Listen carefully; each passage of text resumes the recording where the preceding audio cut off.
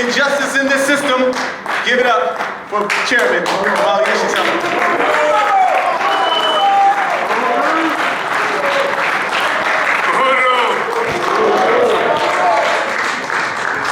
First of all, I'd like to really express my appreciation to Comrade Sister Betty Davis and to all of you who made this incredible memorial possible.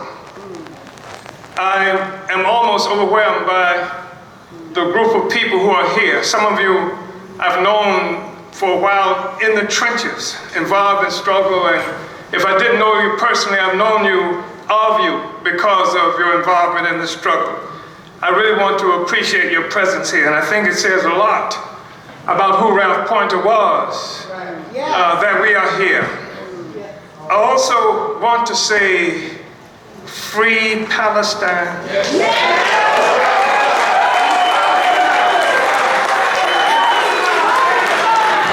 Long live Palestine. Free Palestine from the river to the sea. Palestine will be free. I think it's appropriate that we are talking about Palestine. I'm talking about Palestine. We are talking about Palestine, and we're talking about Mumia. That's right. And we are also talking about Leonard Peltier. And because this helps us to place the imprisonment of Leonard Peltier and Mumia in proper context, we say free Palestine from the river to the sea. We say that from sea to shining sea, the indigenous people will be free. That is in recognition that U.S. is the largest settler colony in the world, and that Palestine is a poor replica of what we have here in the United States.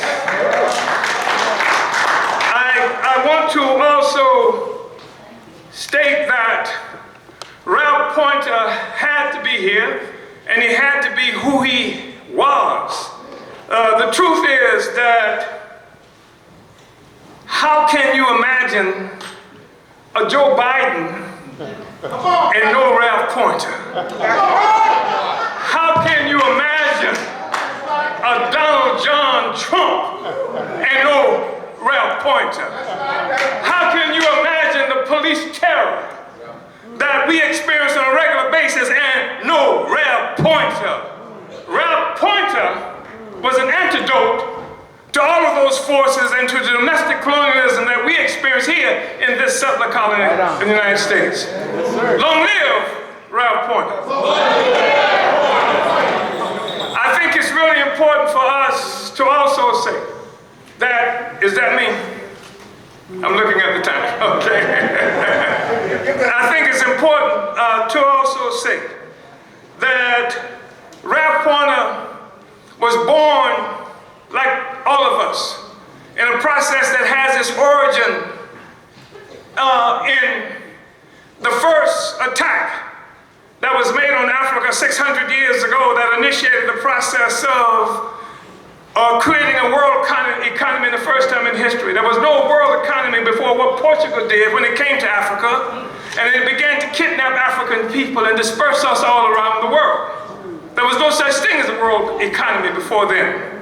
Karl Marx referred to this as a primitive accumulation of capital.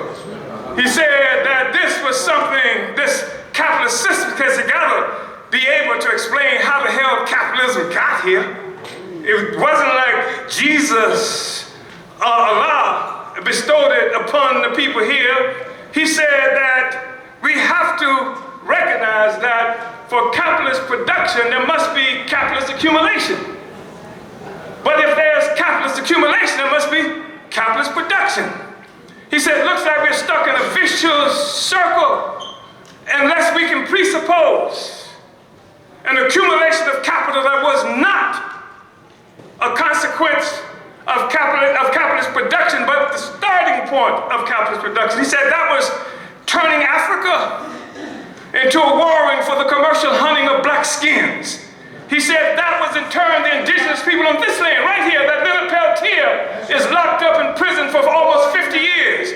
He said it was tearing the indigenous people here into the mines, bringing up gold and silver that created this resources that developed Europe. He said it was what the assault and brutality imposed on the people of the East Indians, talking about India and that particular territory.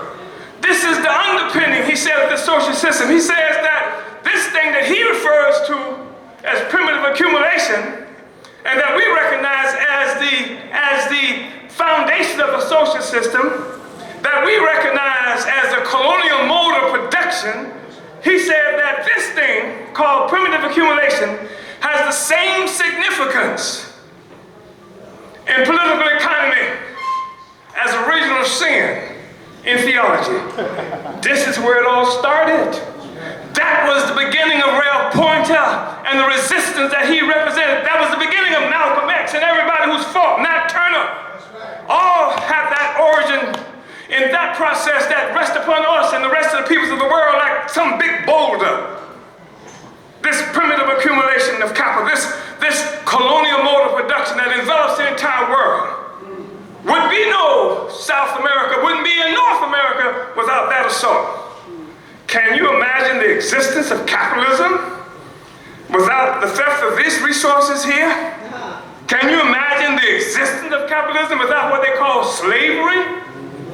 It's impossible to imagine. This is the foundation of the social system that now has the whole world enveloped in it. And this is the foundation of Ralph Poynter.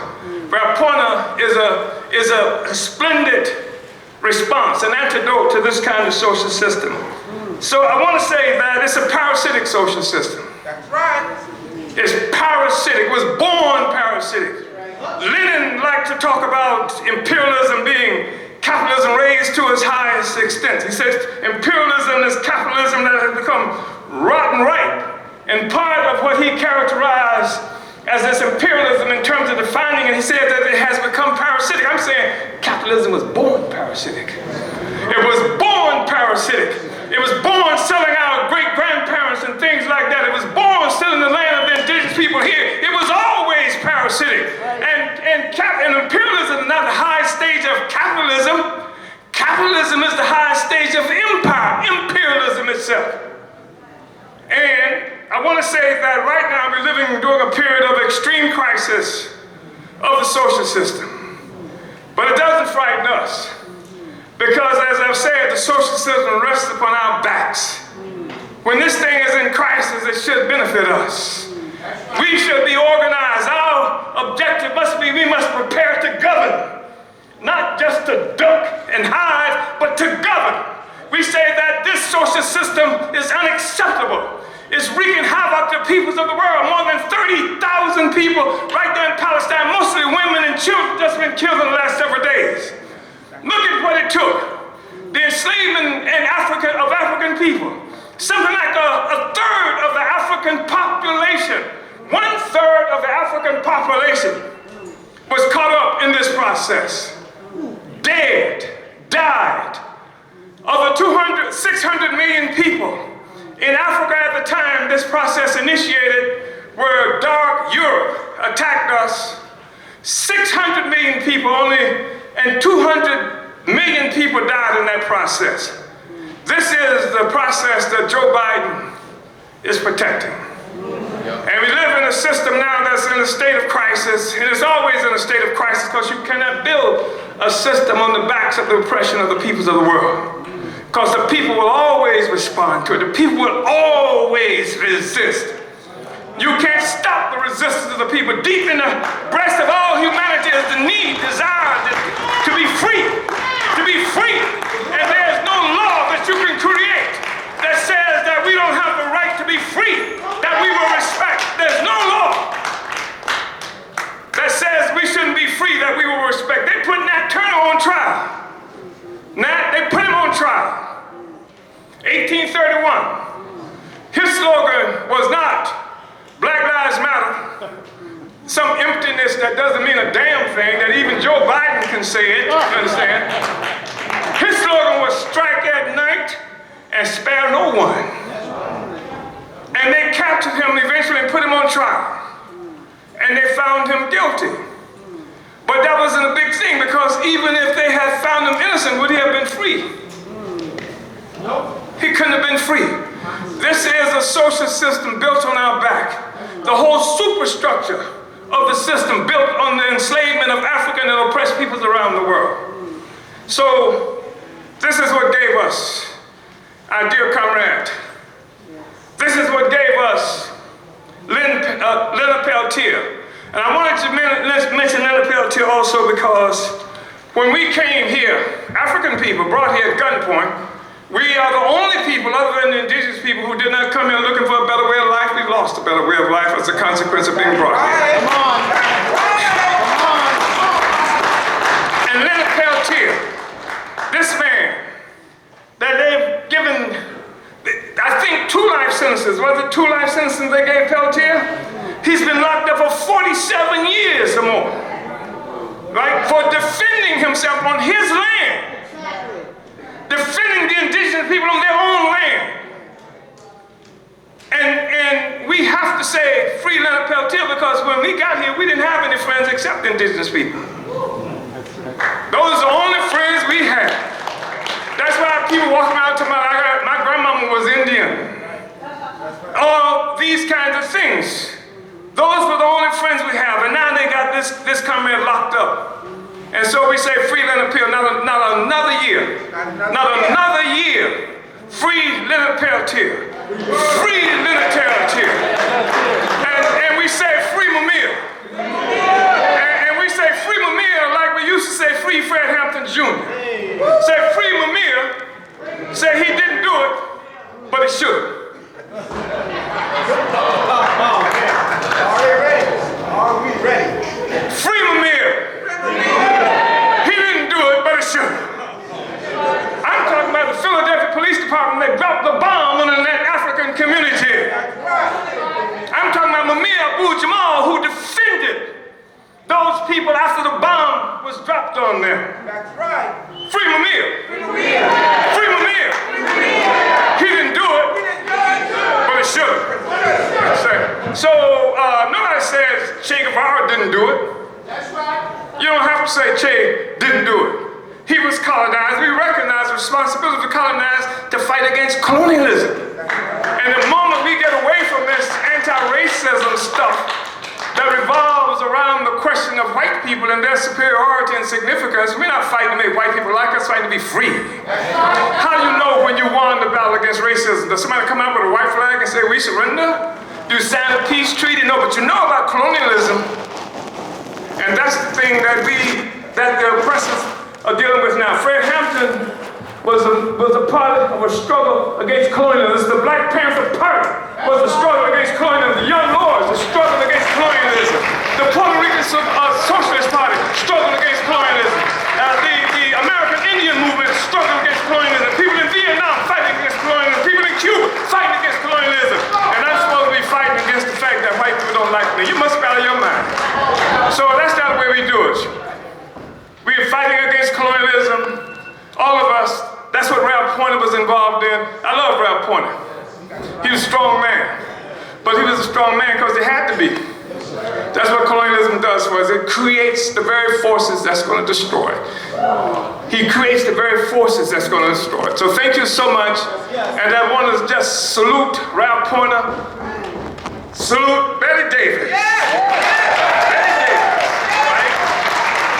And let's make our contributions to free these political prisoners. Let's not play with it. Let's make our contribution to free these political prisoners. Mamiya Leonard Peltier. Thank you so much.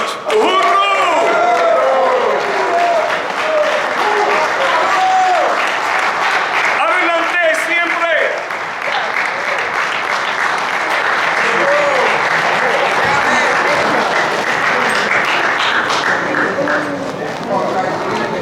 And I just have to say, if you notice, I'm wearing a shirt that says, Hands Up Uhuru.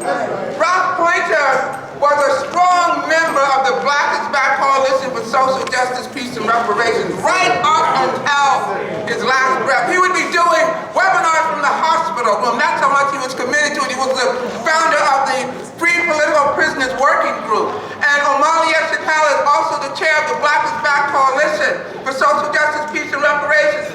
He is facing 10 to 15 years in prison. September 3rd in Florida is the court date. Please take a picture of my shirt. Go to handoffuhuru.org. We cannot let this happen. And also, I got my keffiyeh on. I try to wear how I feel on my sleeve. So thank you so much, Chairman Uhuru.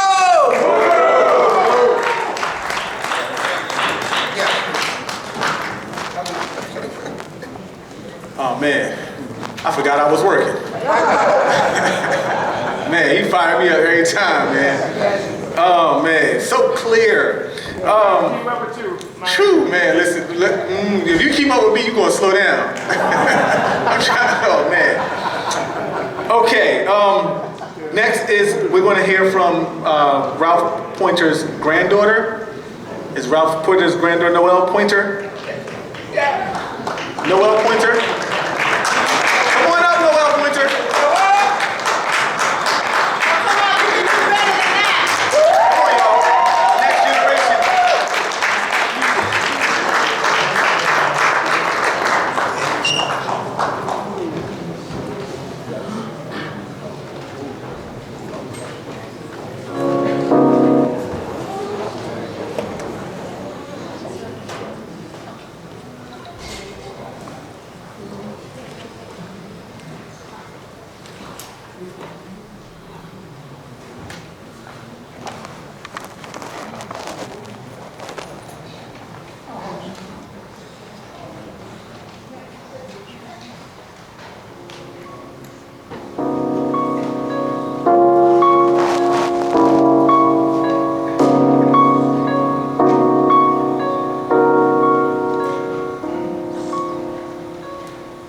Why should I feel discouraged?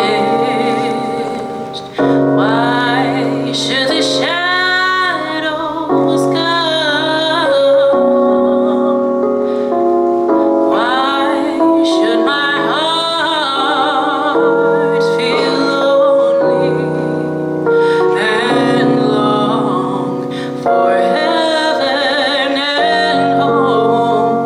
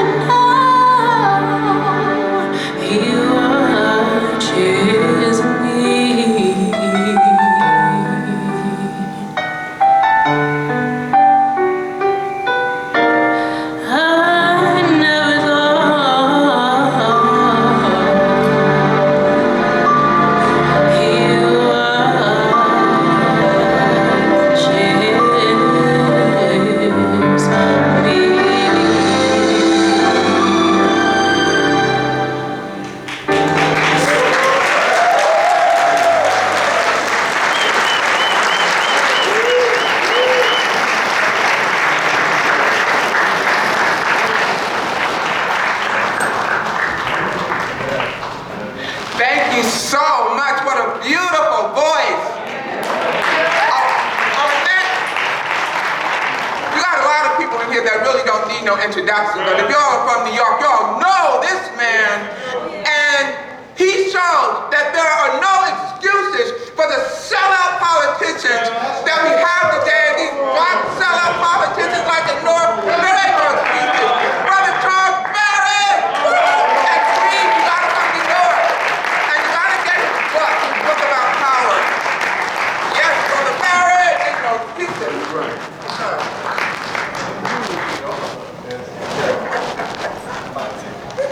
Black power. Say it like you mean it. Black power. Power to the people. Free the land. Brothers and sisters, it's indeed an honor to be here to honor the consummate revolutionary Ralph Poynter. No one has done it more sincerely and better. And I want to bring you greetings on behalf of Operation Power, because that's what it's about. It's about getting power. Racism becomes irrelevant when you got power. Chairman Omali Yesatelli taught us that. But I want to say to you about the question of power. We cannot leave any arena of our oppressors uncontested. As revolutionaries, if you're going to be a poet, be a revolutionary poet. If you're going to be a teacher, be a revolutionary teacher. If you're going to be a doctor, be a revolutionary doctor. And if you're going to be an elected official, damn it, be a real revolutionary elected official. I'm also known as Mr. Inez Barron, my beautiful African revolutionary queen. But I wanted to come to you to say that I am happy to be alive during this time. There's no better time to be alive than now. Revolution is not for the next generation. We're fighting to make it happen in this generation while we still yet live. And you want to get signals and signs of it? Look at Africa. Look at the Sahel region of Africa. Look how they're rising up in Africa, telling the French, get the hell out of Africa. Telling the United States of America, get the hell out of Africa. Telling the World Bank and the International Monetary Fund and the World Trade Organization, get the hell out of Africa. The liberation of the human family is central to that liberation is the liberation of Africa. We must free Africa as we fight to free Palestine. Those two battles must be taken together. So I don't want to abuse the time, but I do want to say this, that we are now joining, Inez and I, the WBAI family. We will be having a regular program every Friday at 5 to 6 p.m. It is called Speaking Truth to Power. So when you listen in, you should have your pad ready, because I'm going to call the names. I don't even call them Uncle Toms anymore, because that's not fair to Uncle Tom. It's an insult to Uncle Tom. But when you see people so embraced to the Jewish money that they get, they wear Hakeem Jeffries, Eric Adams, they wear their yarmulke more than their kufi. They could care less about the freedom of Africa or the freedom of our people. Their personal ambitions, their rugged individualism takes precedence over our collective liberation. It is time for them to go. It is time for them to go. We are building a national black radical electoral school under the leadership of Omali Yesatelli. We'll be in St. Louis from the 13th to 14th. We want to believe strongly that revolution happens from the bottom up. From the bottom up. From the bottom up. It doesn't matter. We're fighting against a system. And it doesn't matter whether that colonial capitalist system is administrated by a neo-colonial black puppet of the Democratic Party, Barack Obama, or whether it's administrated by a racist, idiot, maniac, fascist, sick human being, Donald Trump, or whether it's administrated by a neoliberal, hypocritical racist, Joe Biden. We must smash capitalism. This is a fight against a system, not against the personalities who might administrating the same damn system that's creating poverty, unemployment, miseducation, homelessness. The fight is against the system. So brothers and sisters, it's on. It's on. So you have to give up your life to this, and guess what? Not only are we winning, ultimately we will win. Somebody said to me, Charles, you really think America is going to become a socialist country? You really think you could beat capitalism? And I said to them, you really think capitalism is forever? You really think that socialism will never exist? All great empires rise and fall. The Ottoman Empire, the Roman Empire, the British Empire. They said the sun never set on the British Empire. Now they're in the dark, some little mud pat in England talking about Brexit. We are winning, and ultimately we will win.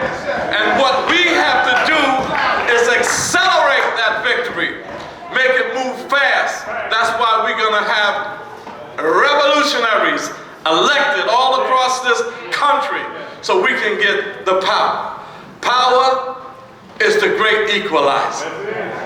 Power is the great equalizer. That's why I like when we're in East New York, and I'm going to sit down for the hook comes, but in East New York, I ran for the city council. We beat the most powerful machine in America, the Democratic Party machine in Brooklyn, Kings County. Beat them for 22 years with less money. And now we have the opportunity to say to that machine, your days are numbered. Your days are numbered. So I'm excited about what's going on. I'm excited that we are involved in this kind of struggle, and excited to see all of you. The best thing we can do for Ralph, the best thing we can do for him is win this struggle and win it in our lifetime. Black power. All power to the people. Free the land.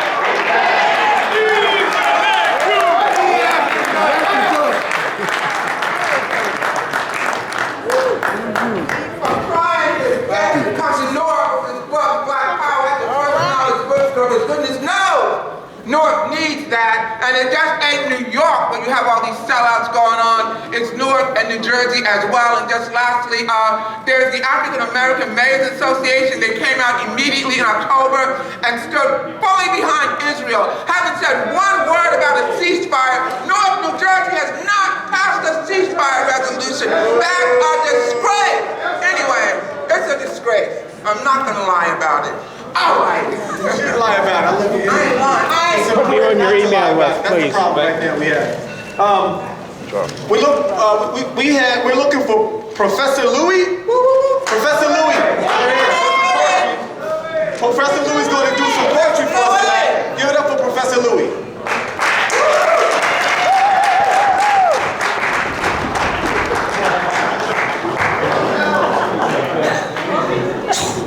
I'm going to say something especially, a poem especially for Ralph Poynter. Can I get this thing up a little higher?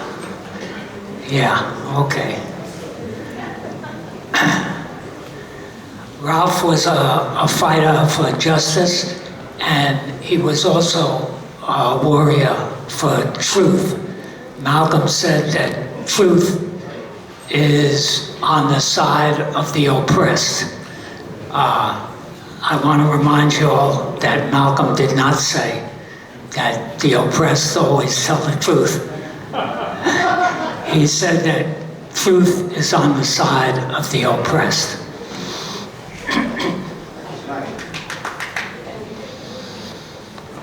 What does it mean to be working class? Is that something from out of the past? Do we always gotta come in last? That's the question I'm gonna ask. What does it mean to be working class?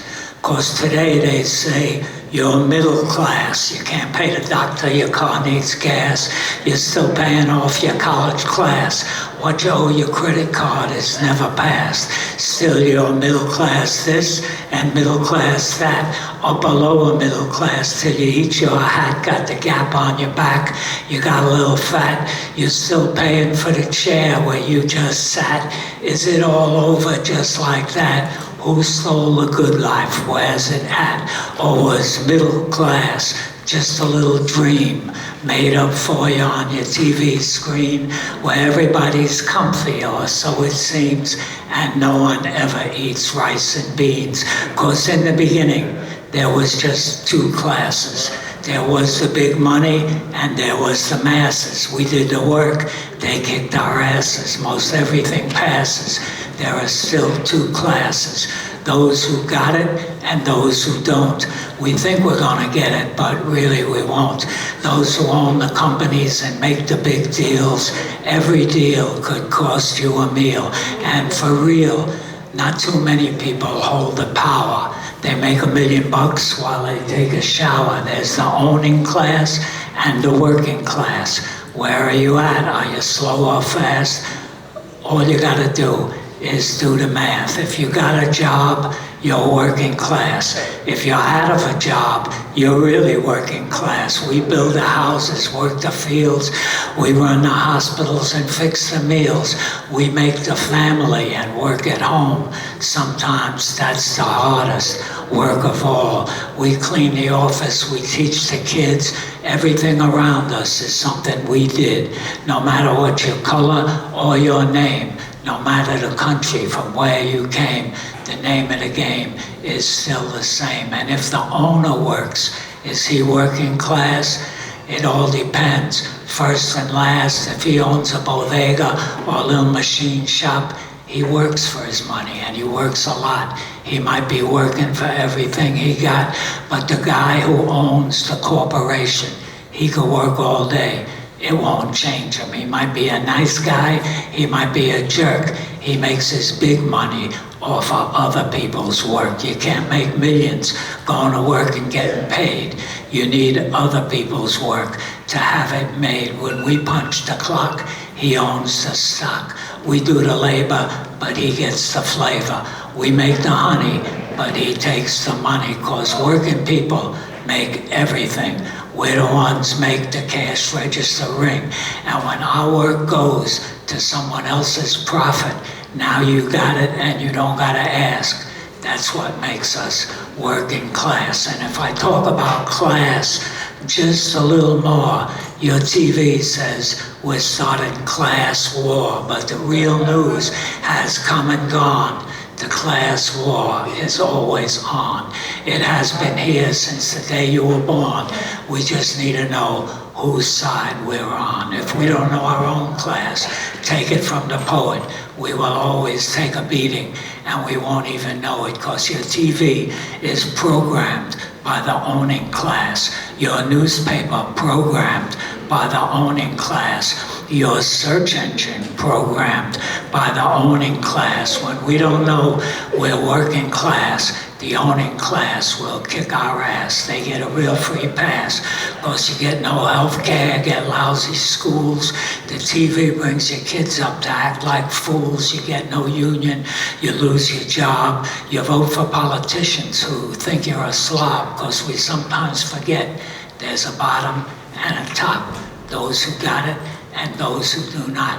Better to remember, make no mistake, you're not an owner, you're a worker, and that's the breaks. And I bet there's nobody right over here who made $10 million just this year. So before I waste any more breath, before I talk myself to death, let me ask you to act on a fact that has come to pass. Your ass is in the working class. And before we get to another day, when we open our mouths with something to say, before you speak and the words are gone, it's good to know whose side you're on and what it means to be working class. Is that something from out of the past? Do we always gotta come in last? That's the question we got to ask. What does it mean to be working class? And one last little question before I'm gone. Tell me, whose side are you on?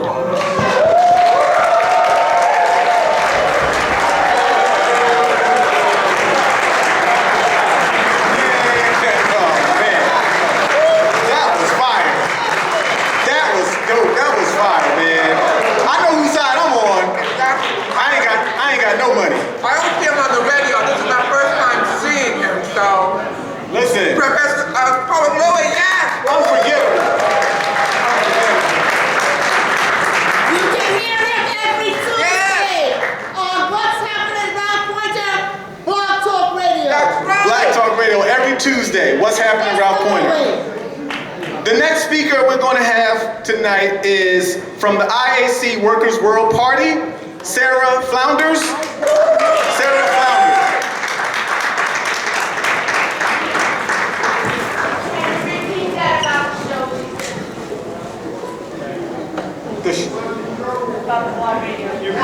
Oh, public black radio. Betty, did you say public black radio? You can hear it? Black Talk Radio. Too many people talking. I can't hear it. Block Talk Radio. Yeah, Ralph Poynter, What's Happening? Ralph Poynter, What's Happening? You can hear Professor Louis. Yes. There you go. Sarah Flounders.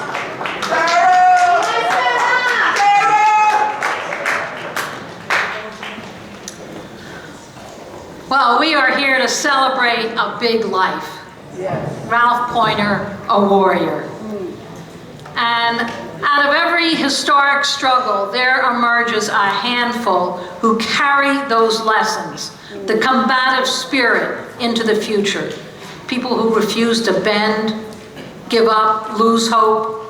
A few who are determined that the lessons be taught to the next generation. That's Ralph Poynter. Now, there was a big struggle in New York City in education. It was a dividing line. I'm from Workers' World, and that was a defining moment for the political movement of every group in New York City for decades. Where did you stand? Wasn't a union struggle. Now, Ralph came, one of 6 children of a union organizer in a steel mill. He knew union, but this was a struggle against racism. Yes. This was a struggle for self-determination.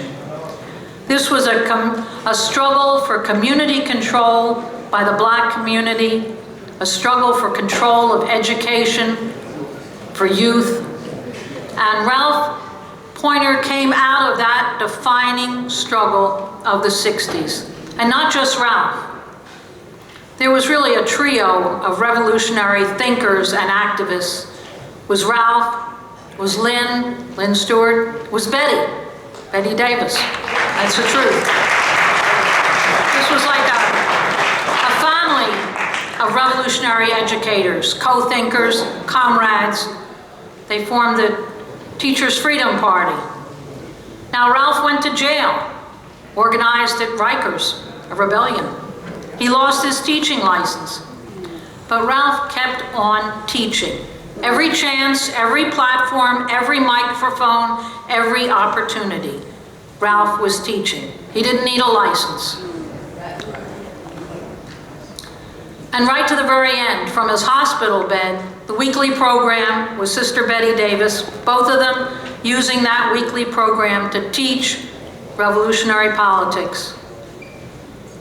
Ralph formed with Betty the New Abolitionist Movement, an organization devoted to the struggle for community control in public education. And you always knew where Ralph stood. Always, always. Every struggle, community struggle, racist police attack, international issue, against the whole system.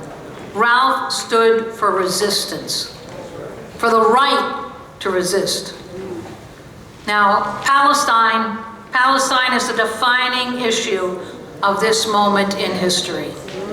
It's breaking through everywhere. You can't be at any event where people aren't talking about Palestine. 2/3 of the population of the country today is for Palestine. Isn't that a shock? Now, there are millions of people who call for a ceasefire. Yes, that's good, permanent ceasefire. But Ralph Poynter, as we all know so well, was for the right to resist. That's right. And that was from the Larry Davis case to Palestine. The right to resist, to self-defense, the right to fight back against colonialism, racism, apartheid. Now we're planning a rally on May Day in defense of Palestine and the right to resist. The right to resist and to defend the Palestinian resistance. And that is the spirit all across the country. My last conversation with Ralph in the hospital, in the ICU, he was cheering, saluting, supporting the heroic Palestinian resistance. Right. And Betty told me they were on the way to the hospital. That last time, their car was held up in a traffic jam as thousands of people were in the streets.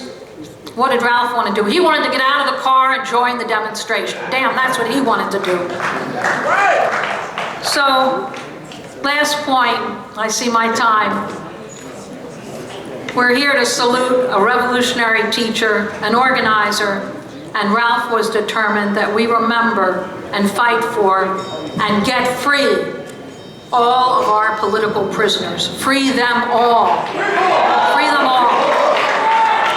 And especially our elders who suffered for decades isolation, solitary confinement, torture, and have never given up. I'm talking about Mumia Abu-Jamal and Leonard Peltier. So everyone, you're here tonight in memory of Ralph, and as a salute to Ralph, I want you to turn over your program. You can do it. Everyone, hold up those programs, just 1 minute. Inside, back page. The work must go on. It takes all of us here. The work must go on. So make that extra donation. Make it to IFCO, for Mumia, for Leonard Peltier. Ralph Poynter, revolutionary teacher and fighter, presente. Presente. Free them all. From the river to the sea.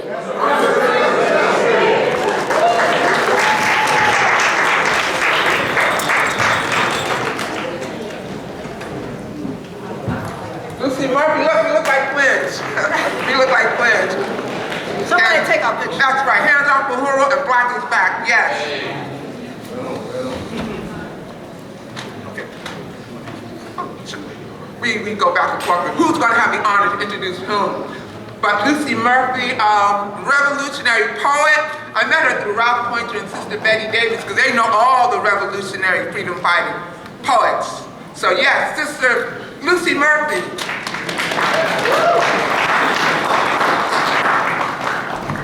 This is a song that Ralph requested. I must say that I met Ralph when he was working on freeing Lynn Stewart. He came to Washington, D.C. and organized some protests. He asked me to sing, and he said that the effort that we made in D.C. turned the tide for Lynn to be freed. So I'm very honored to be here and to know him and to have met Lynn. Palestine. Palestine. Actually, I want you to repeat after me. I guess I should have said that. Palestine needs her freedom. Palestine needs our love. Palestine needs her freedom. Palestine needs our love, needs our love. Palestine, Palestine needs her freedom, needs her freedom. Palestine, Palestine needs our love, needs our love. If you think of the Middle East in this modern time, you can't help but say the word Palestine. People there have lost their land, some have lost their home. They live in other countries, their freedom almost gone. Palestine, Palestine needs her freedom, needs her freedom. Palestine, Palestine needs our love, needs our love. Palestine, Palestine needs her freedom, needs her freedom. Palestine, Palestine needs our love, needs our love. There seems to be no answer to give us the reason why people cannot live, so no one has to die. We've got to take a stand for freedom, take a stand for truth, take a stand for justice.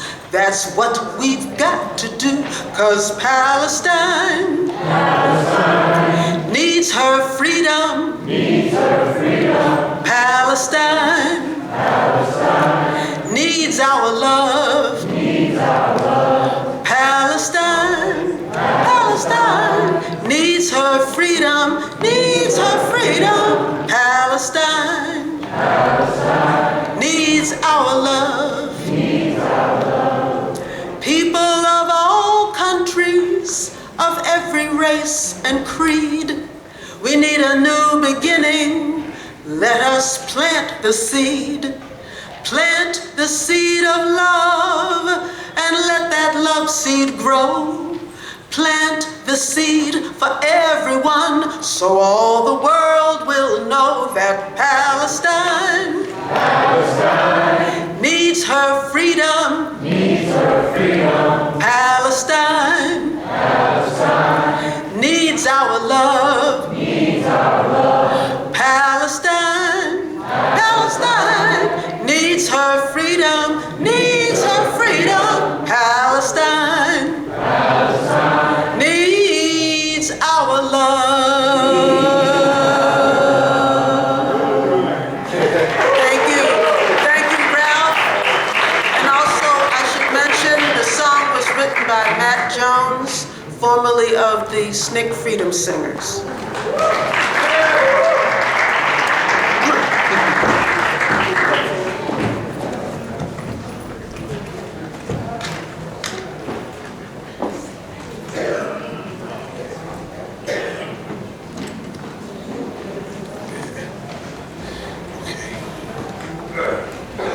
Next speaker is from the People's Attorney and WBAI producer, Yeah. Mimi Rosenberg. And also everyone, just to let people know, we got a goal to raise at least $4,000 tonight for Mumia and Brother Leonard Kalkia. I know we can do that. Mimi.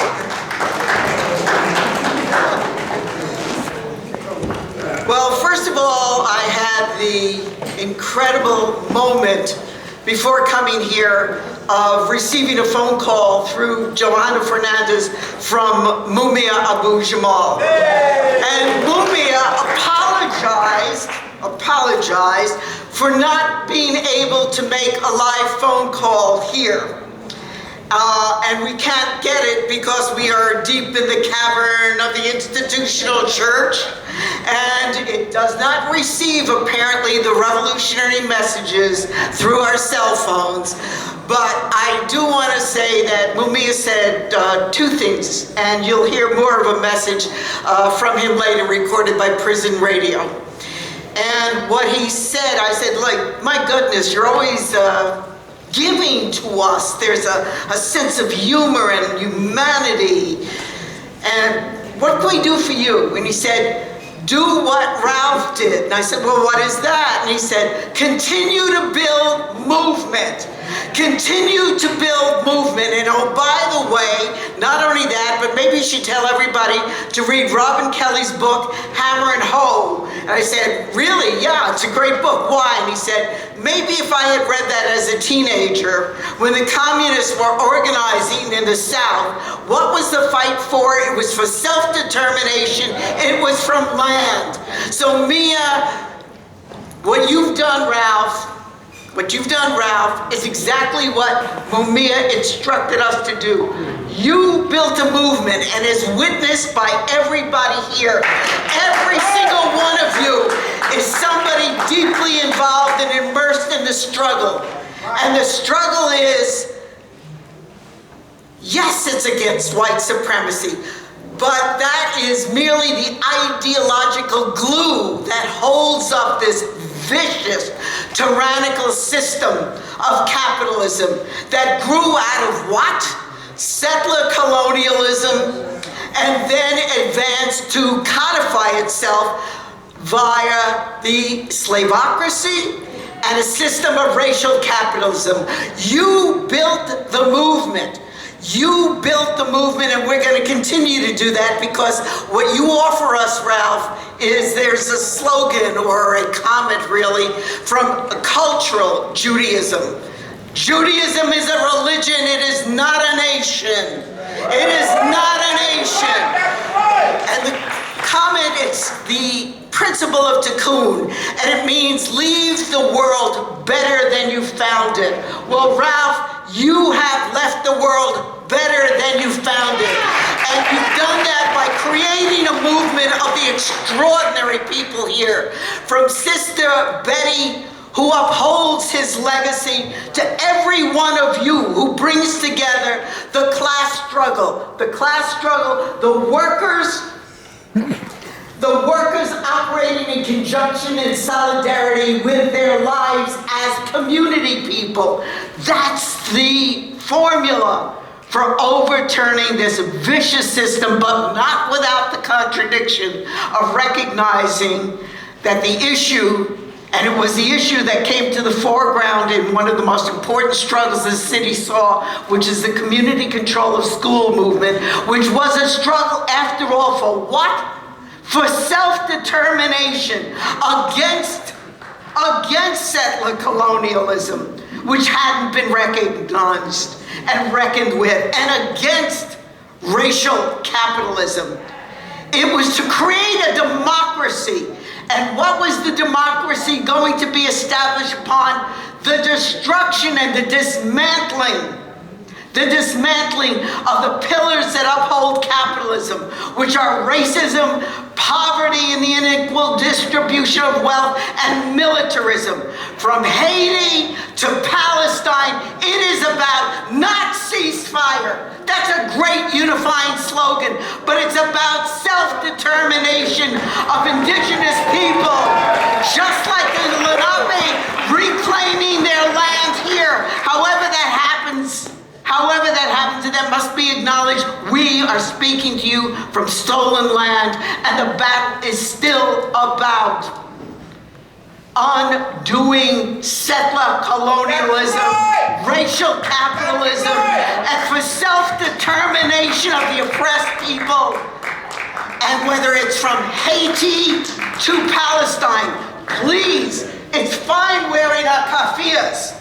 And we're organizing some boats to try and break the blockade, which we've been doing for years. And if you want to find out more about that, please see me, because we're going to be going to bring aid. But what it really is about is, yes, existence is resistant, but to what end? And the slogan has to be self-determination. And Ralph, the people here, from the chairman who spoke, to Brother Barron, to every single one of you, to the old song that Lucy just conjured up for us from Matt Jones. It's about the battle for self-determination and the dismantling of the horrific, tyrannical, Goliath system of capitalism. So we will tear down those walls of Jericho. And Mumia, yes. Leonard, yes. Brick by brick, wall by wall, we're going to free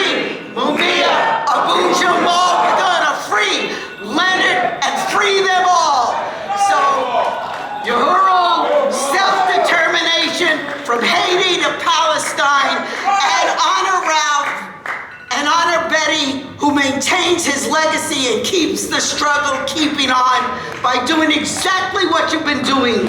But just one little final thing that I think Ralph, who was a farmer after all, he grew, he created life, he was a creator. And one of the things he knew, and it was back to Emma Goldman, hey, I don't want a revolution if you can't sing and you can't dance to it. And what did that mean? Well, for Ralph, it meant a love of music and culture and art, and a love of people and bringing people together.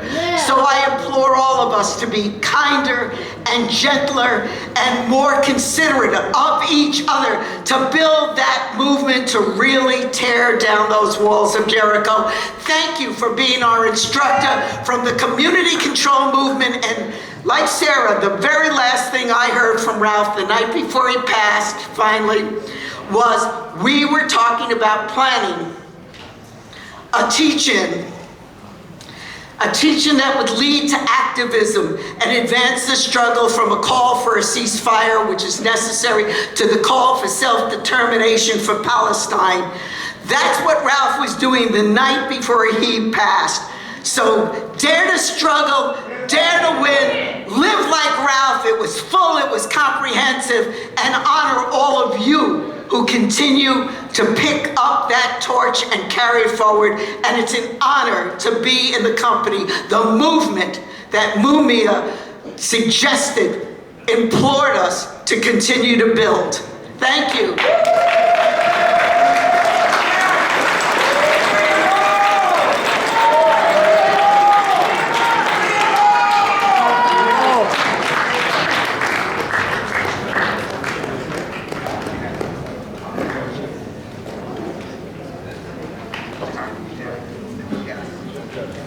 Brother Jihad! Jihad, where you at, Jihad? Yeah, where you at, Brother Jihad? I can't believe you back around now. Where you at? Coming to the stage. Yeah. Brother Jihad, Abdul Hamid. Give it up for Brother Jihad. Ain't no laughter necessary because it was work, and that's maybe not what we're about. Brother Jihad, I got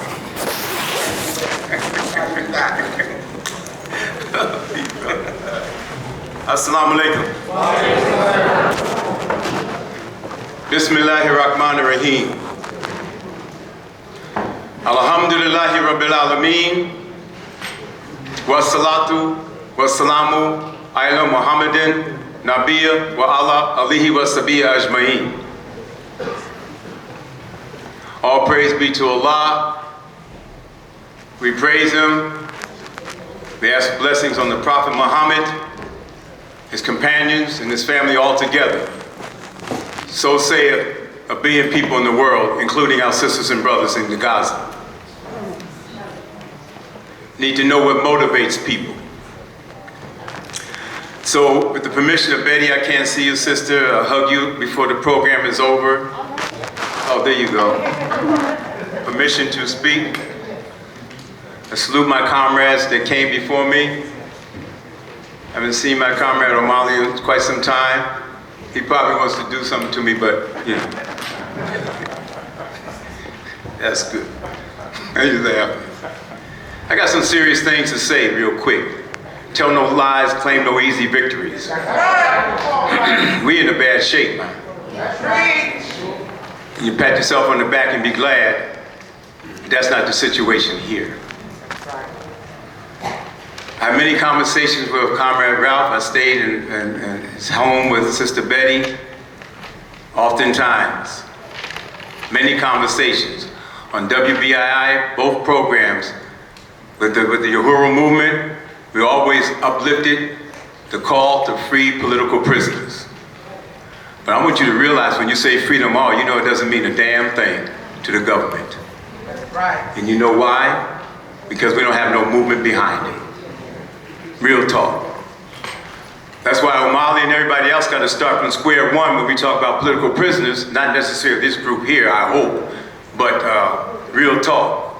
We almost got to convince somebody that there are freedom fighters in this country, because the United States has been very successful in their narrative to say that there's not. And while we're enjoying ourselves, as George Jackson said, the spectacular sports, social media, technology, most of our dogma literature that we read doesn't address the advancement of technology. That's why you can have a joker on social media with 10,000 hits that does nothing, talking that stuff. Everybody's clicking yes, yes, yes. And people that's involved in the movements, they may have 100 hits. That's right. That's real talk. So, United States of America,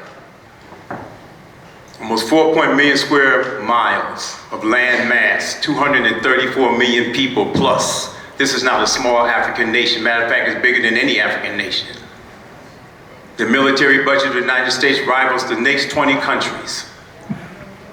Almost $800 billion. I know I got 1 minute, but did anybody else do the 1 minute thing? But I'm going to do it. I don't think so. I thought that was just some art that the children did.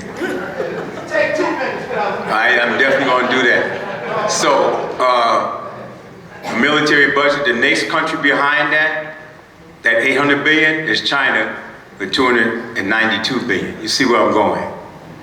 Our analysis of what we're doing kind of pales when we look at what's really happening. And one reason that we are not successful, sisters and brothers, is because it's not bad enough for us. My workout partner in Lewisburg Federal Penitentiary, Nidel Ayad, he was on the first World Trade Center bombing. It's not bad enough. We're going home to electricity running and flushing toilets and everything else, getting our cars and go to work. It's not bad enough. The problem is that repression breeds resistance. Eventually, but the United States has been very successful in massaging that, as Al-Hajj Malik al-Shabazz said, blood running all down your jaw, that in the Novocaine is there with the materialism, in the spectacular sports, the distractions, your job, you work hard to get your child through college, and you do all of this, and you think you're gonna go to some farmland. Ralph had farmland up there, there's nobody that went there. We have farmland, you ain't going nowhere. You're not going anywhere, are you? Rep had land up there, he's shoveling snow by himself at 80-some years old. And nobody's volunteering to go there, move to this land, go over there. We're bullshitting ourselves, and pardon me for cursing in the church. But God said, damn the devil. He cursed too. So I'm saying that we need to really take stock and inventory of what we're dealing with here in the United States. Do you know what it takes to get a prisoner out of jail? Did you make them phone calls to the governor, to the Bureau of Prisons, to the Department of Correction? Did you call anybody? Did you write a letter? Did you? Because if you did not, get up and leave now and leave the chicken here for the rest of us. Did you make them phone calls? Because I've become, as the chairperson of Jericho, almost a revolutionary administrator, making phone calls, raising money. Because it's not the demonstration to get somebody out of prison, it's you calling somebody. You getting a lawyer, you paying for that lawyer. You're making sure that Mumia has a doctor. I'm on the board of the Abolitionist Law Center. Does he have a doctor? Can we get a doctor? Can we pay for a lawyer? Can we pay for anything? Because your demonstration at this point is getting nobody out. It's just a scratch your butt, feel good. How you going to get a blank piece of paper right now and write down 3 points about how to get a prisoner out of prison and see if it's worked for you? Has it ever worked? Because as the chair of the Jericho movement, we work in coalition with Pacific defense committees that have gotten people out of jail. And that's money, that's letter writing, that's everything on the list except your demonstrations. Except your demonstrations. Do you even know how to get, if you have a loved one in prison right now, how do you get them out? A demonstration on the street? Or do you get them a lawyer and pay for it? Free all political prisoners. We demand the release of a political prisoner. What does your demand mean to this government without political power and a different way of looking at things? Break it out of our silos so we can organize and make a difference. I promise you. Before, I know your job is hard, I'm going to personally get you a cup of coffee.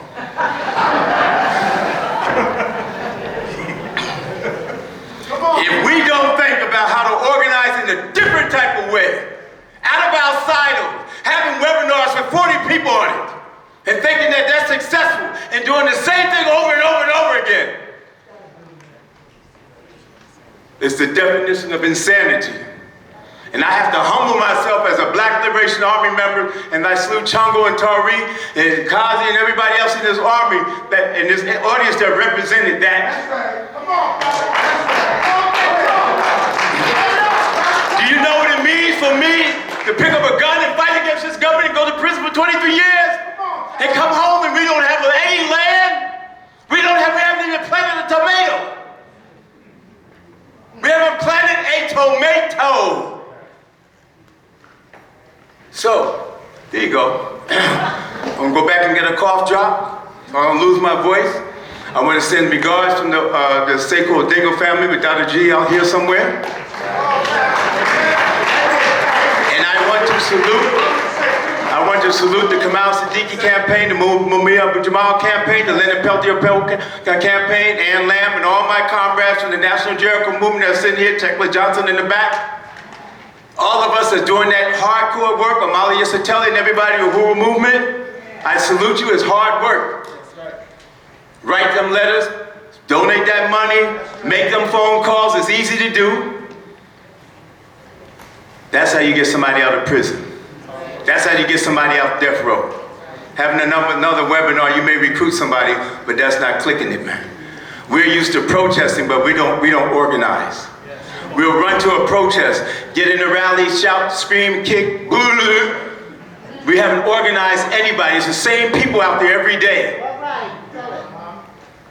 But we're gonna die trying. With that, I'd like to close praising Allah. Subhanaka Allahumma wa bihamdika. All glory be to Allah, the Lord of the world. I'm a Muslim, represent powerfully, from the legacy of West Africa, from the Shehu Fandem Folio, from the revolutions against the colonists. I represent that. Yes, sir. Come on, John. Subhanaka Allahumma wa bihamdika wa tabaraka ismuka wa ta'ala jadduka wa la ilaha ghayruka. Assalamu alaikum, all power to the people, free all political prisoners.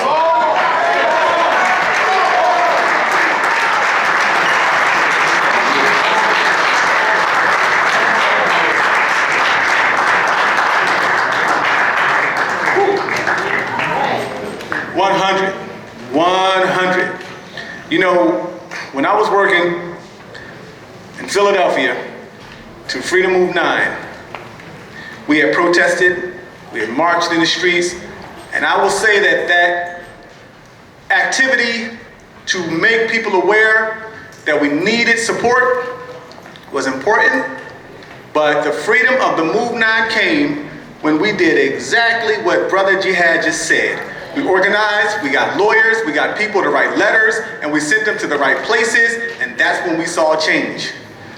He said the definition of insanity, to continue to do the same thing, to get no results, and continue to think you're going to get results. What he said is exactly 100% true. We have to get on the move, and we have to do it in a way where it affects change, not just rallying and protesting.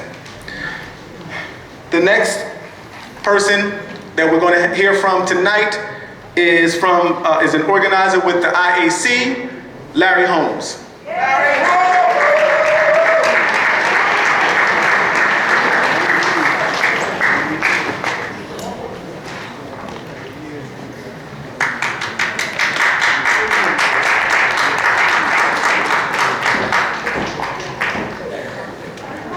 I hope I can come in under my time, comrades. I'm fired up by this program, and I have to thank the speakers that came before me, because they did something that really was essential. They showed why there's a difference between a commemoration and a revolutionary commemoration. That's right. A revolutionary commemoration with revolutionaries in attendance deals with the real crisis that we are facing as workers and oppressed people of this planet. That's what makes it relevant and alive. And that's why it is so righteous and important that the speakers gave political messages. And this is the best way to honor Comrade Ralph. It really is. Palestine, free Palestine. Free Palestine. I mean, you know, we shouldn't have issues and struggles competing with themselves because that usually does not help. It confuses and divides people. But these past 5 months, comrades and friends, it's changed the world. It's not just the horrible, unimaginable genocide, but it's also the rise of resistance all over the world. There's the message and the energy and the spirit of revolution amongst oppressed people all over the world. It was always there. That's not 5 months old. But these past 5 months have unearthed it. And you know, remember this. It's good to say free Palestine, but it's also good to be honest about how that needs to be done. And that's by supporting the resistance, freeing themselves by any means necessary. Ralph, to me, and we go back a little while, not as far as some of you, but we go back far enough and have worked together enough for me to have this very deep impression of Ralph. Ralph was an old school, no nonsense, no bullshit freedom fighter. A real freedom fighter, not just a label. The kind of freedom fighter who, you know, we gotta be someplace at 6 a.m., at 3 a.m., I got a cold and I don't feel good, but I'm gonna be there. Ralph was a leader, but he knew that the best leaders are also soldiers. What Ralph would have thought about Palestine, he said, what do they need? They need guns? They need trucks? They need money? Let's organize a committee to get them. So, as they're telling me I gotta wind up, and that's what they have to do.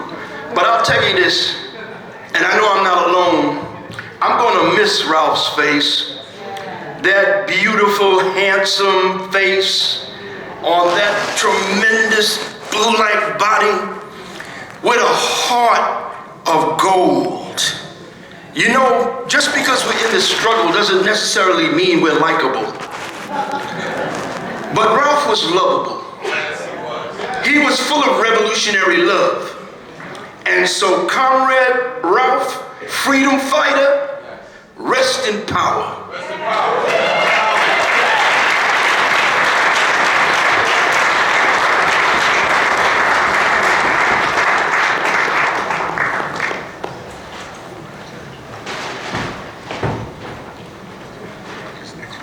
Yes. Now we're going to have, because I saw somebody from D12 in the house. Roger, where are all these revolutionary people? I know I saw him. And now we also know that we've had some hits this season. Viola Plummer with the December 12th movement, there's just no words. Thank you. No words. Yeah. Peace, brothers and sisters. I am going to keep this brief. I'm here on behalf of the December 12th movement. I'm here on behalf of our new chairperson, Omawale Clay. I want to say basically two things that I think when we think about Ralph. This past Sunday, we had a program, a Women's History Month program, talking about women, particularly black women in resistance, and what that represented. And we had a very powerful panel. And somebody said, well, you got to get this out to the women. And said, no, we got to get it out to the men, because the problem women have had in the movement has been men's attitudes and men's egos and the chauvinism that this society breeds in them. That was never that was never a problem with Ralph. Ralph was secure in himself, so secure in himself that he surrounded himself with strong women. And we know who they are. One of them is right over there. So I think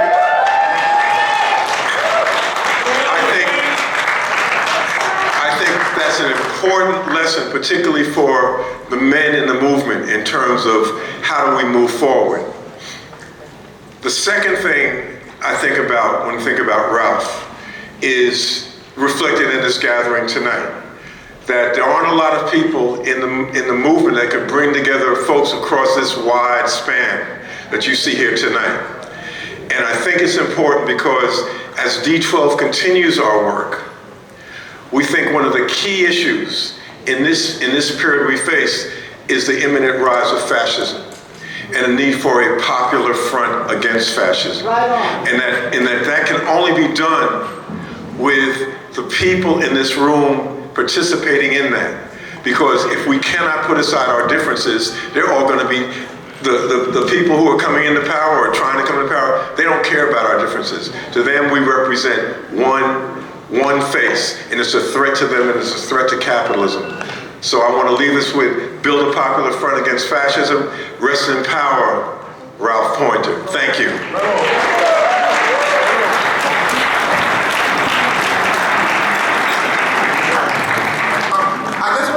A few moments before we go on with the rest of the program, because somebody was asking me a very important question about donations, and so I just want to make sure that this is understood, because I know it might be a little confusing, but you're going to see the QR code on the back of the program that you can go to.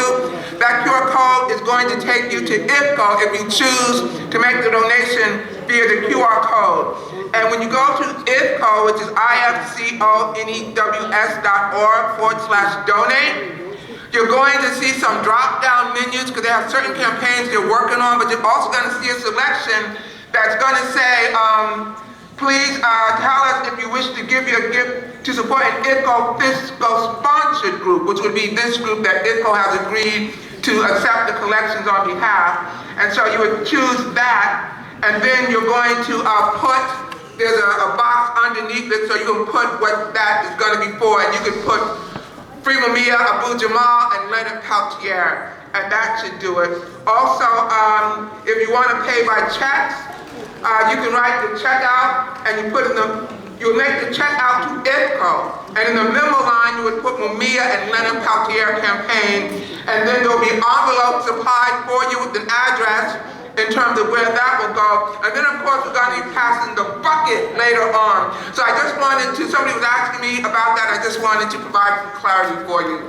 And now we're going to go on with the program, but of course it's so important that we free Mumia and Brother Leonard Peltier and that we raise funds.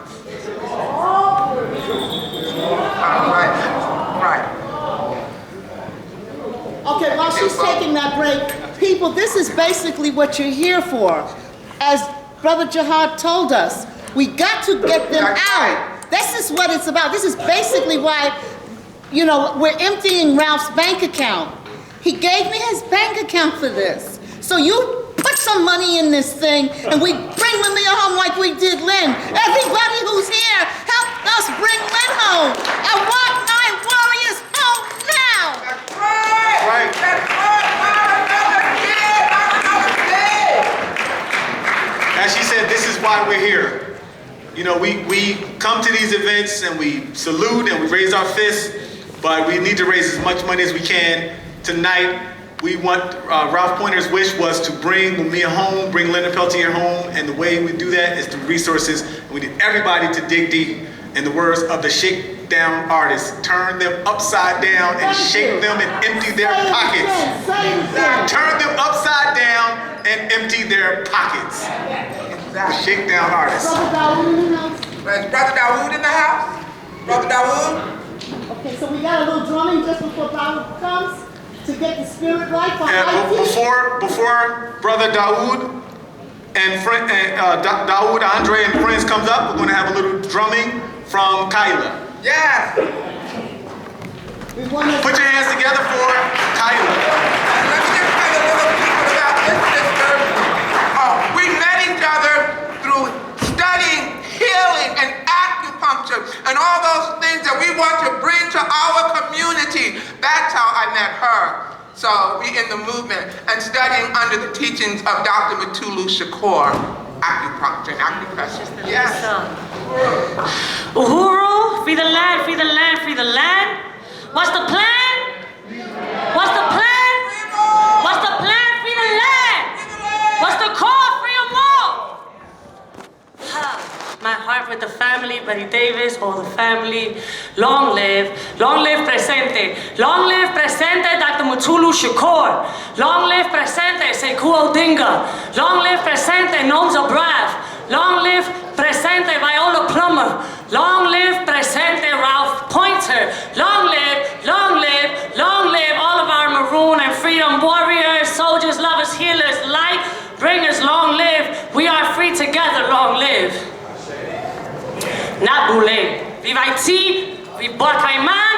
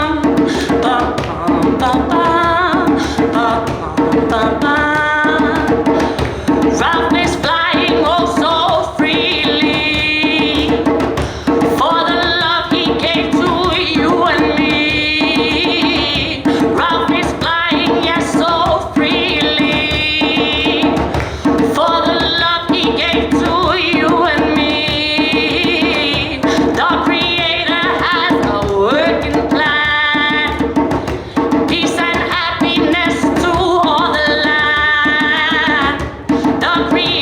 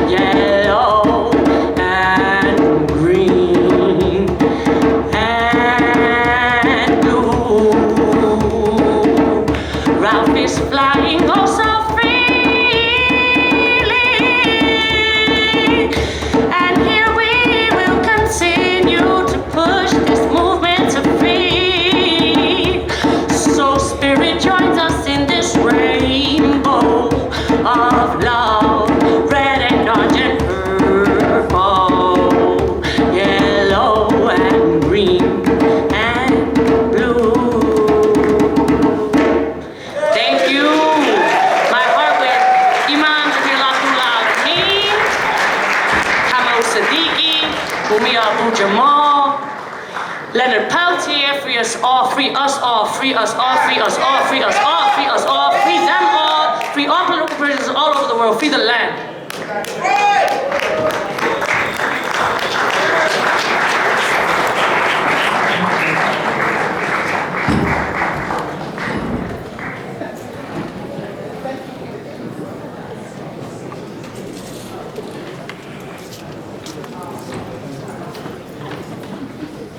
I just want to also say part of that freedom is freeing our minds and becoming aware of our knowledge and our history. And the healing arts is a part of that. We must be connected to that. Again, I know my sister Kyla through the work that we've been doing in that arena. We are out there and we have to come home to who we truly are, and in terms of the healing knowledge and sciences as well of our people. We have to.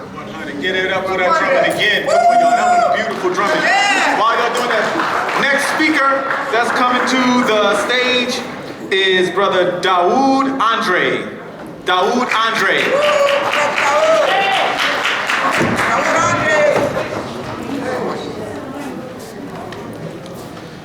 Yes. My name is Dawood Andre, activist in the Haitian community here in New York and host of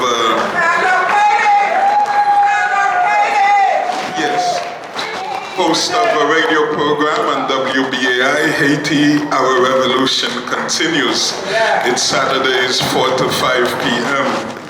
So I want to thank Sister Betty for inviting us to speak. We really appreciate it. I want to thank family from October 22nd Coalition to Stop Police Brutality, Repression, and the Criminalization of a Generation, because it's through them, Steve, Carl, Kathy, that I met Ralph and Sister Lynn, and later. When we were down on our luck, and we didn't know where we were going to get our next dime to help move the legal stuff for Lynn, his organization came up with $1,500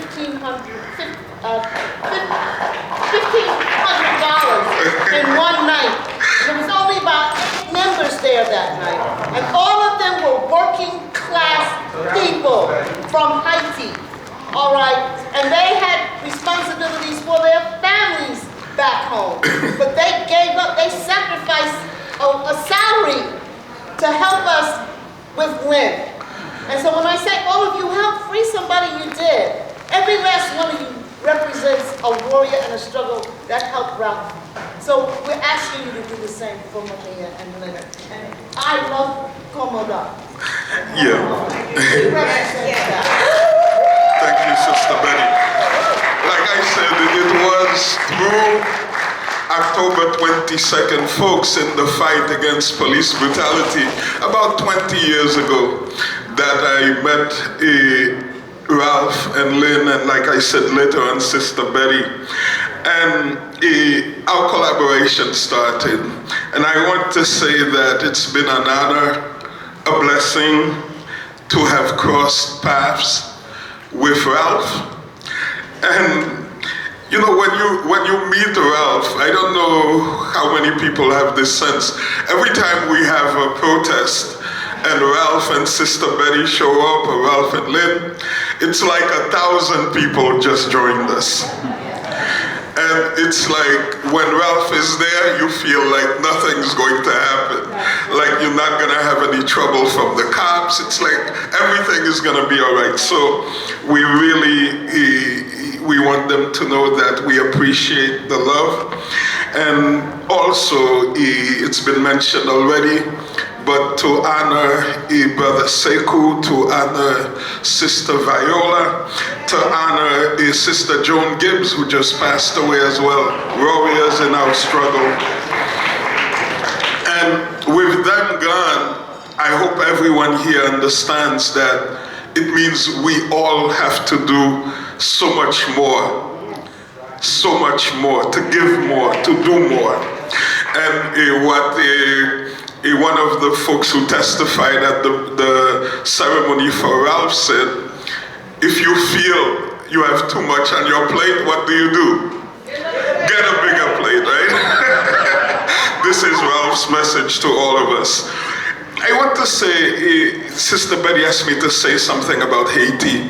You know, what I want folks to know is just about everything you're hearing about Haiti in the news is bullshit, right? I hope you guys know that. Half of Haitians are not going to die of hunger next week. You know, 80% of our country is not being run by the gangs. This is bullshit.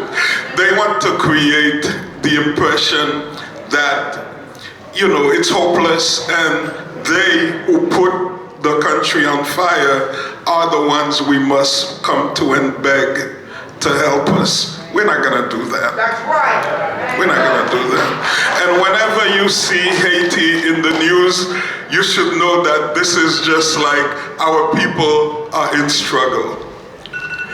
It's not, you know, good for them. And so please know that we're gonna win. All of us are going to win, and they know that. And this is why they create chaos. Please have no doubt we will win. And I want to say the message that Ralph's son Kevin shared at his funeral, that we're not all going to be Ralph. We're not all going to do what Ralph does, but we all can do something, and we all have to do something. Long live Ralph Poynter. Haiti, Palestine, same struggle, same fight. Haiti, Palestine, same struggle, same fight.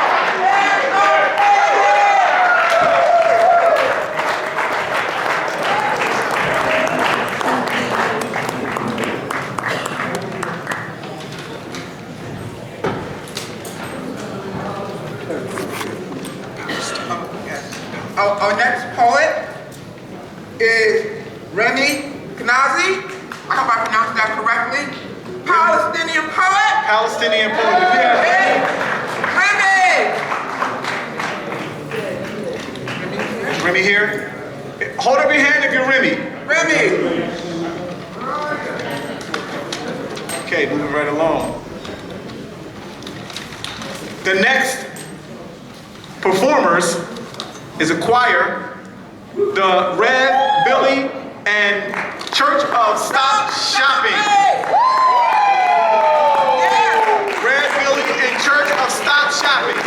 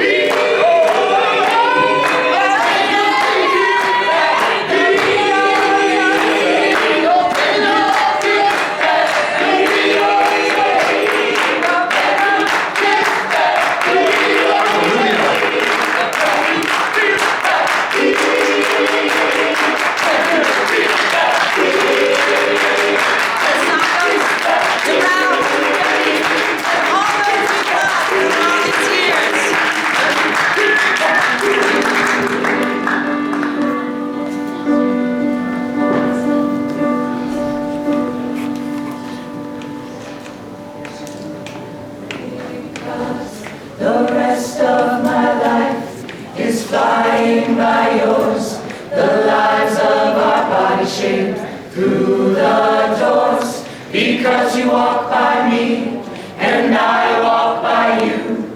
Everyone we've ever loved is walking by too.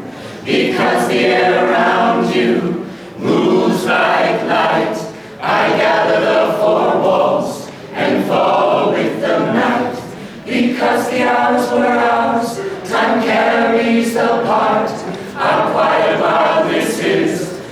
beat of because the rest of my life is flying by yours. The lives of our body shape through your doors. Because you walk by me and I walk by you. Everyone we've ever loved is walking by too. Because the air around you moves like light. I gather the four walls and fall with the night. Because the hours were ours, time carries the part. Our quiet wildness is the beat of yours. The rest of my life is flying by yours. The lives of our body shake through the doors. Because you walk by me and I walk by you. Everyone we've ever loved is walking by too. Because the air around you moves like light. I gather the four walls and fall with the night. Because the hours were ours, time carries the part. Our quiet wildness is the beat of our heart. Here we go! Oh, yeah. Come on now.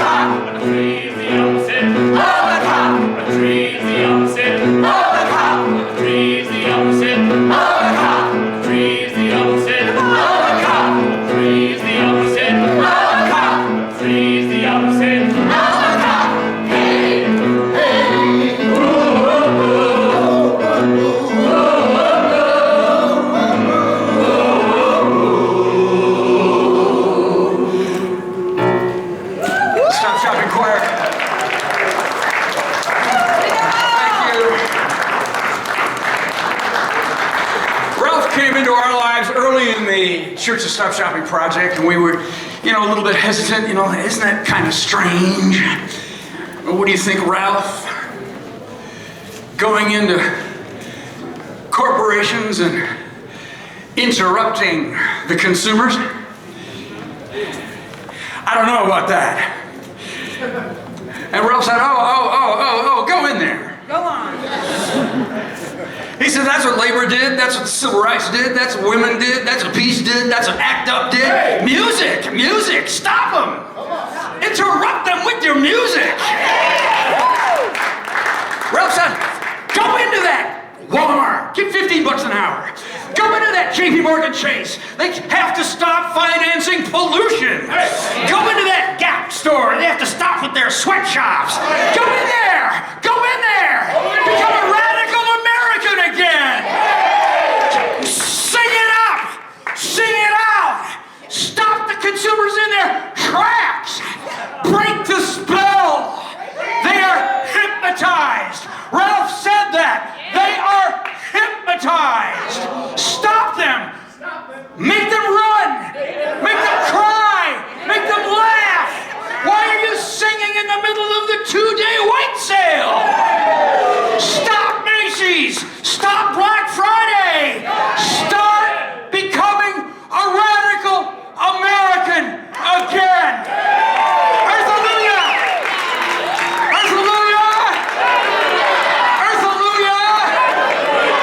Hallelujah. Thank you, Ralph. You're with us. Your spirit is among us. I am walking through the dark light where no names are given. I'm filled with the fabulous unknown. I feel the sun's fire deep in my body. The store that keeps me warm. I'm filled with the fabulous unknown. And I see the world. I see it proceed. The human story ending. I am filled with the fabulous unknown.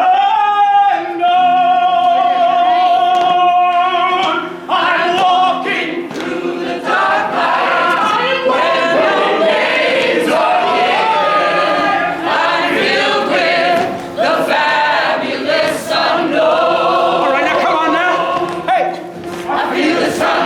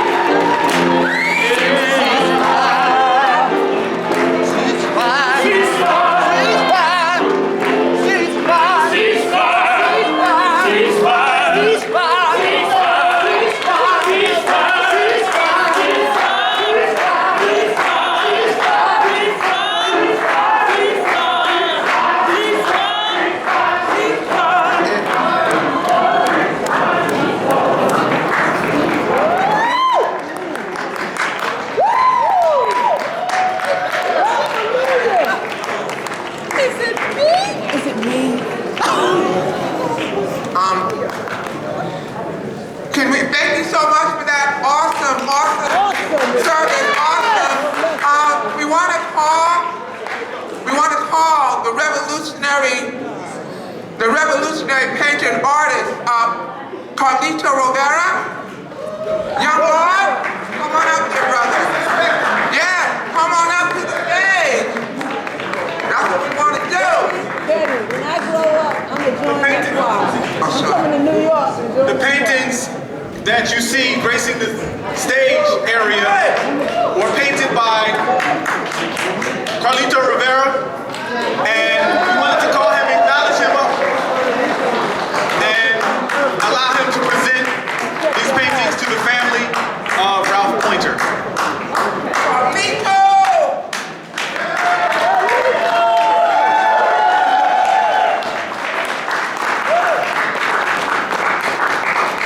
First and foremost, I'm going to curse these people out tomorrow, making this a surprise to me. I paint revolutionaries. That's all I do.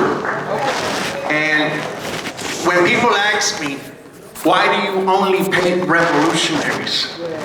And I say to them, because I'm oppressed.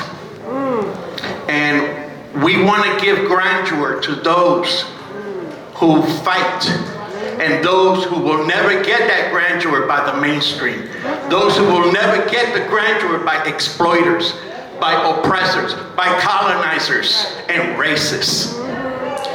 And we have to, have an artistic disposition in everything that we do, including in the ultimate overthrow of this rotten system.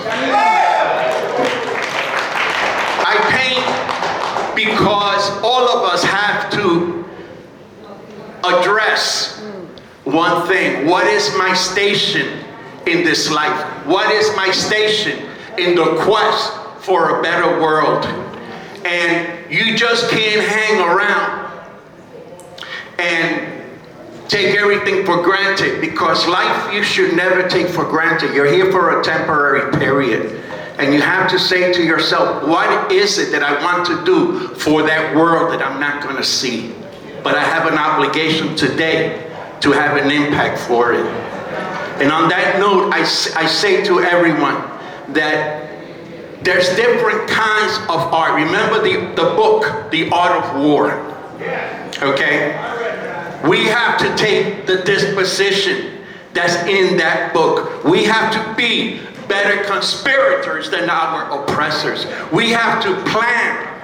We have to plan for that ultimate battle. Because if you think that hanging around like a lot of my former colleagues in the Young Lords that went to the Democratic Party, if you think that that's the way it's going to be done, then you are nothing but flirting with treason. And we have to understand that the quest for revolution means many things to many people, but we have to think about that future generation. We have to think about that future ultimate battle.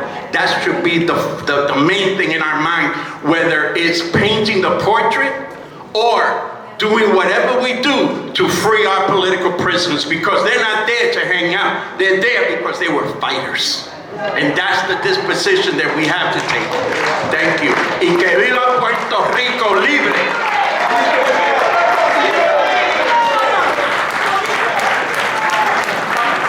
Que viva Puerto Rico libre.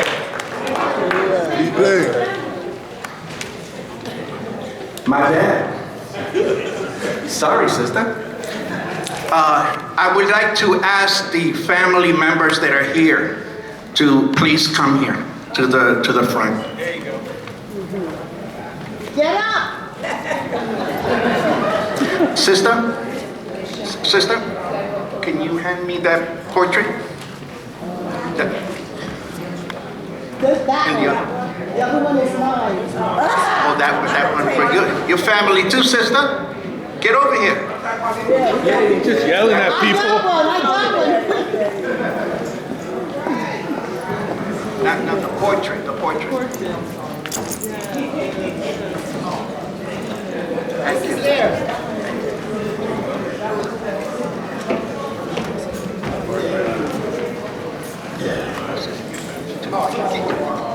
That's mine. I'm keeping that. I still got, no, brother.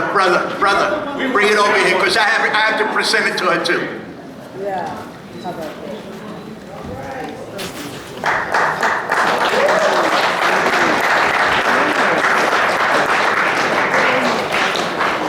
And being that this is International Women's Month, I recognize this sister here, Betty, as being a soldier, because not only has she taken on the task of upholding Ralph's legacy, she's upholding the legacy of the revolutionary struggle. And that's how we have to see this, because we all have personal lives, all of us. But we have to take our personal lives and incorporate what is revolutionary principle before, during, and after our lives. Betty, I present this to you. It's a gift of love. And it was, I love Ralph, because when Ralph and I met, I was painting the facade in his house in Brooklyn. And when he found out that I was a young lord and a Puerto Rican, he stopped what he was doing and gave me a hug. And there was something in that hug that it was filled with love and respect. But it was energizing to me, because then I knew that I had a purpose. I had a purpose in life, and there was value in my history and my place in the struggle. Thank you.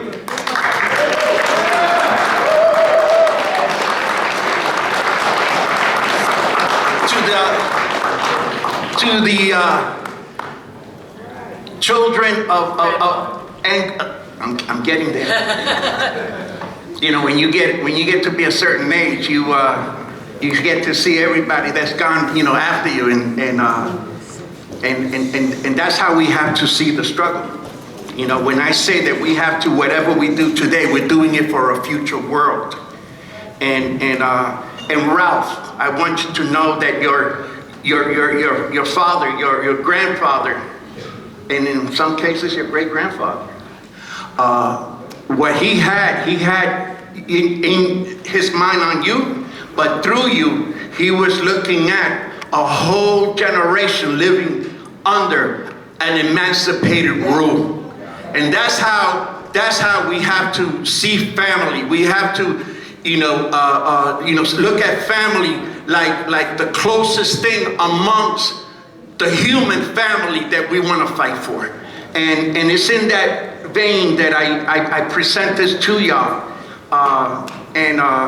If you want to make copies of it, I'll take y'all to Blick, and we'll make some dope copies that won't look any different than the original. Okay? I want you to know that I respected your grandfather very much, and I hope to emulate many of his traits in whatever years I have left. Thank you. Thank you, sir.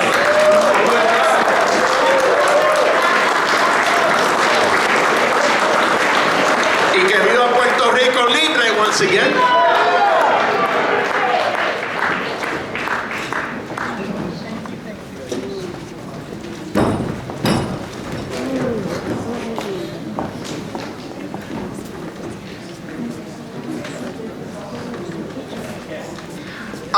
I just want to say, we have such great history in this room. People who did it. That brother, Carlito Rivera, walks the walk you must learn about. What the young lords, under the inspiration of the Black Panthers, did in this city. There's 2 documentaries. Dope is Death, about Dr. Mutulu Shakur, and also the other documentary, Takeover. Carlito Rivera is prominently featured in Takeover, but he was also a part of that struggle where they took over the Lincoln Hospital in New York City. We got to know these struggles. We got to know these people. We got to know the people who walk amongst us and model our lives after them. They were real revolutionaries in the truest sense of the word. So I just had to give my brother a shout out. And he says, once a young Lord, always a young Lord. We got to know that history. We got to know it. The next comment I want to call up, I'm so profoundly proud to just say I know a lot of the people in this room.